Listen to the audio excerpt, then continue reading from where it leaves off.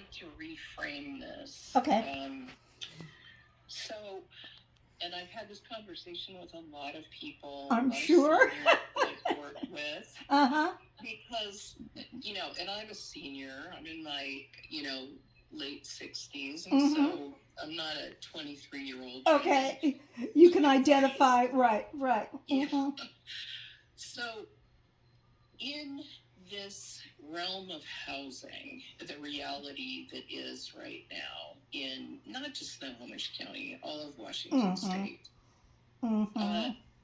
there isn't affordable housing for most seniors out there, Right. and it's not going to get better anytime soon. Right. And so when you end up in the situation where you have to find a place to live and you don't have that much time, and I don't know what your time frame is, Mm-hmm. or, I but told let's my son that it would take me about a year for it to all realistically because of the okay, that's great. weights and the time to look and figure it all out. Okay, that's great. Okay, the fact that you've got a year is amazing because that you can get a lot of things done in a year's time. Uh-huh. But I'm still going to reframe this for you. Okay. So you have to start looking at housing as the number one priority in your life. Mm-hmm. Okay, it can't fall to third or fourth or fifth on the list. Right. So it can't be under a car, it can't be under insurance, it can't be under credit card bills. Right.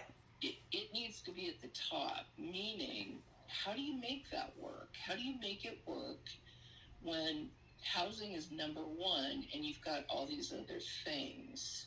Well, sometimes you have to make tough decisions. Yeah. Like, how would I get around if I didn't own a car? Because a lot of people, a car is one of their bigger expenses. It's Absolutely. the gas, it's the Right. maintenance, it's the insurance. Right.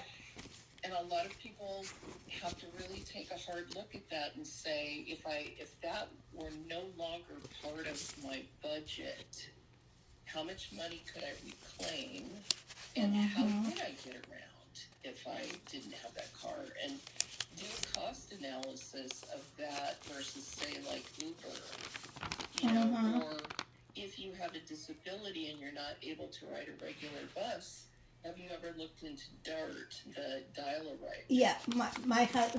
We use that for my husband uh, uh, a little bit, and he has just started using that because my husband can't walk at all. So Okay. I have the wheelchair. I have one wheelchair in my car, and I pick him up. And um, uh, yeah, I'm not opposed to public transportation. It was one of the things Yeah. that we loved about moving up here is that well, into Seattle, we moved to Seattle first, so and public Right. transportation was pretty good there, Yeah. Yeah. and so it can be a pain in the neck, but Of course. it's It doesn't compare with a car. It right, can't ever, right, right? It just can't. But if you are to, within a year, be out of there in a place, and mm-hmm, yeah, it might be a room, but with the income that you have, if they're taking all of your husband's benefits to uh-huh, pay toward his um, care, and they're not taking from yours, then you have 2,000 a month, which I can tell you right now. I know of a place, an apartment, a one-bedroom apartment that you would be able to get into, and so I know it's out there. I know there are places like that out there, where and is it? well, there. Okay, so we work with this senior apartment complex a lot. Uh-huh, We have worked with them for going on a couple years now. They're owned by the Linwood Rotary Club, so it's in Linwood.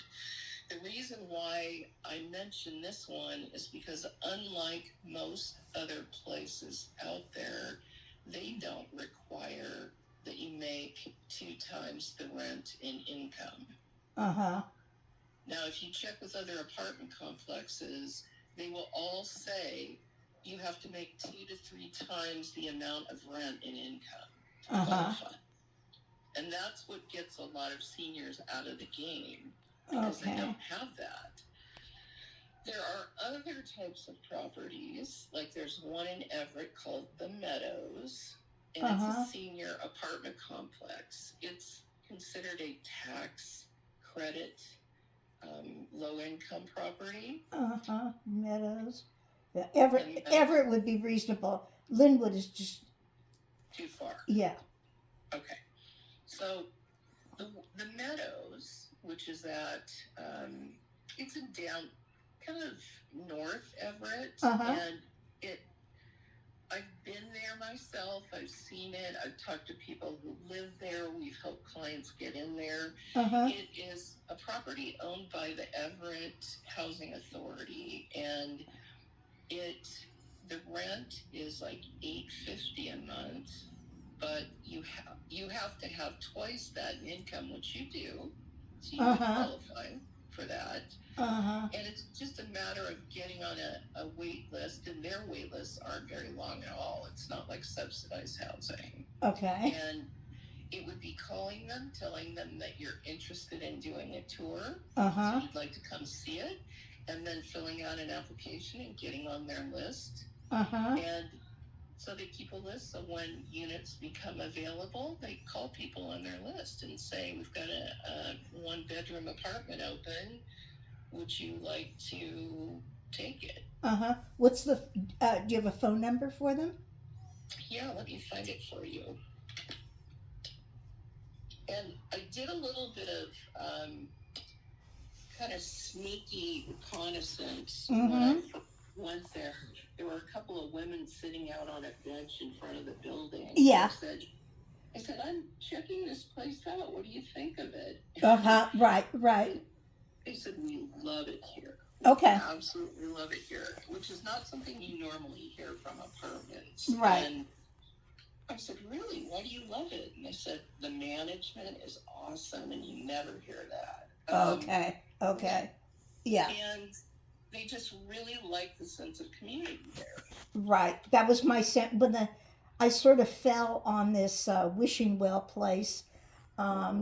I was taking my husband back up to his place, and we saw it, and I just turned in and drove around, and I was, we were both laughing, the gnomes in people's little yard areas, and it's like, oh my God, would I have to have a gnome,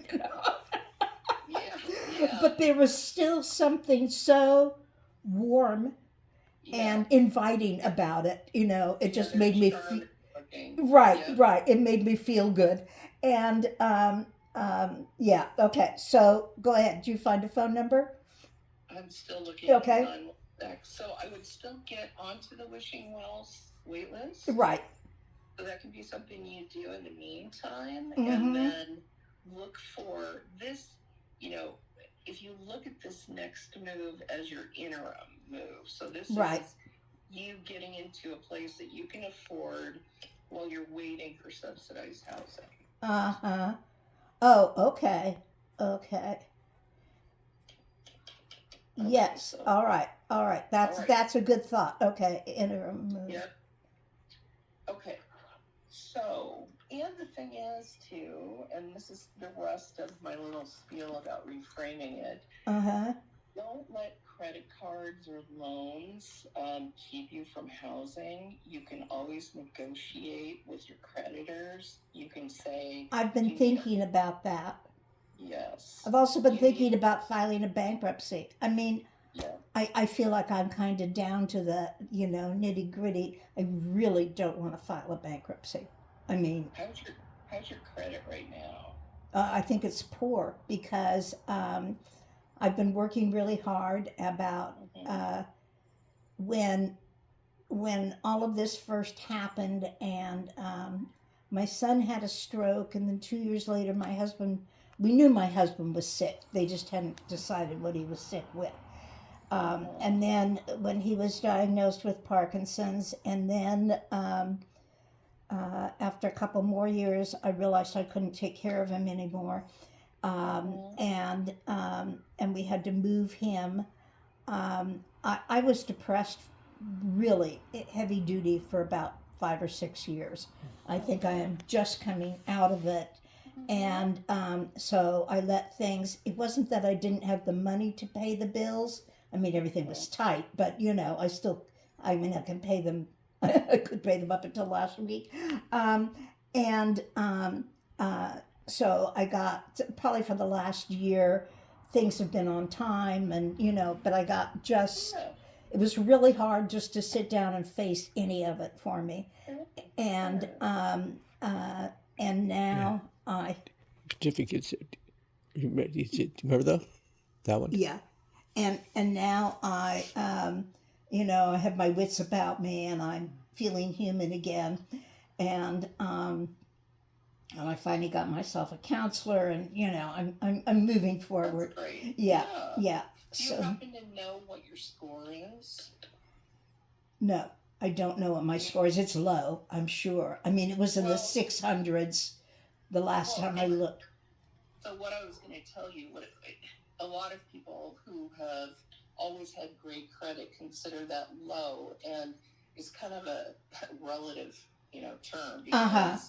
for apartment buildings, if you're in the 600s, Uh-huh. you might have to put down a bigger deposit, but generally that doesn't stop you unless they're really, they're specific. You've got to have a credit score of 650 or up, or 700 Uh-huh. or whatever.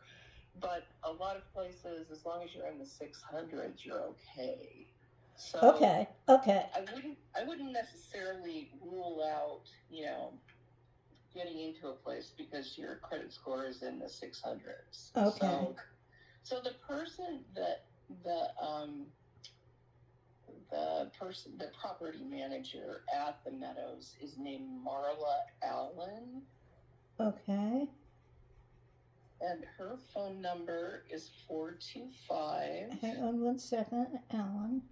Okay. 425 339 339 1024. 1024. So I should call and talk to her. Call and talk to her and just tell her that you heard about the Meadows and that you would like to come see it, Mm-hmm. and maybe fill out an application. Mm-hmm. And she will let you know what the status is. She might say, we don't have any open units right now, but I'd be happy to give you a tour. And then you can get on the interest list. But your first step would be to reach out to her and just let her know Okay. you're interested. Okay? Okay. And you can also look it up online. There are pictures and it tells more about it. Okay. Okay? Sure. So that's really the most affordable one that I know of. And because you do have enough income to qualify for that one, Uh-huh. Barring other things, you would be okay getting in there if they had something available. There's another one in Everett. It's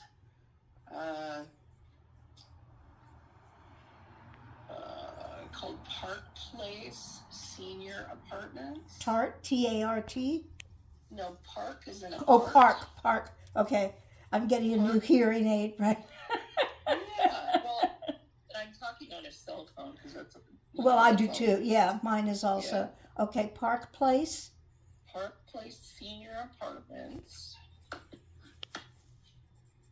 And this one is just a privately owned building. Uh-huh. So,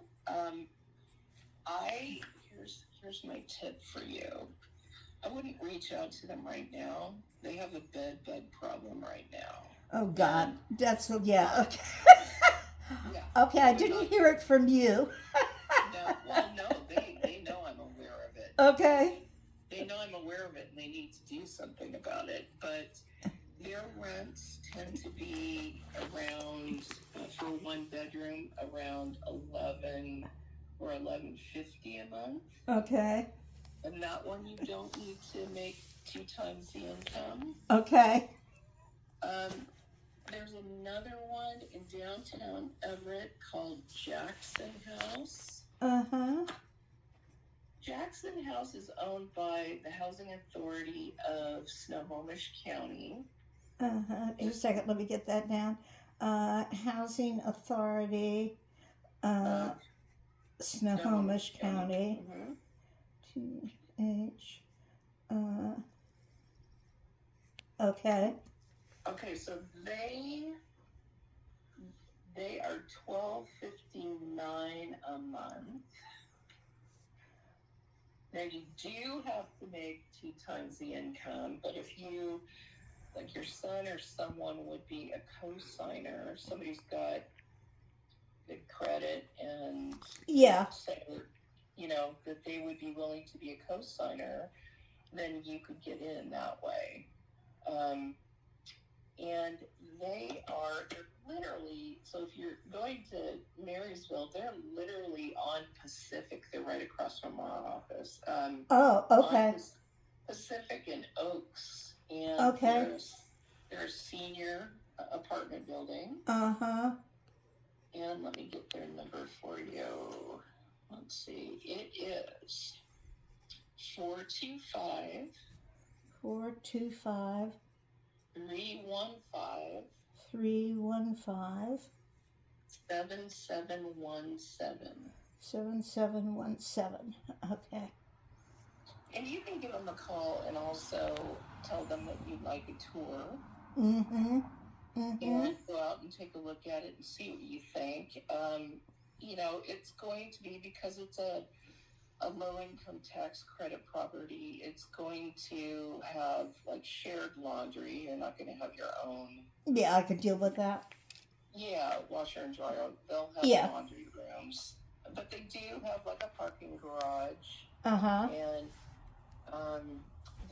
you've got in downtown Everett, you've got access to a lot of resources. Oh, I love downtown Everett. Yeah. Yeah.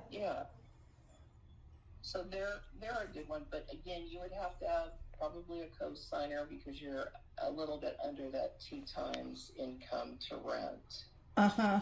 Okay, so co-signer. Mm-hmm. Now, if you get a co-signer, that opens up the field a lot. It's just trying to find something that's in that lower rent amount. It can be a little tricky. Right, because even $12.59 to me sounds like a huge amount of money, I mean, course. I still, yeah. It does, especially with the expenses that you have. Right. But if you were to start looking out there, the average price for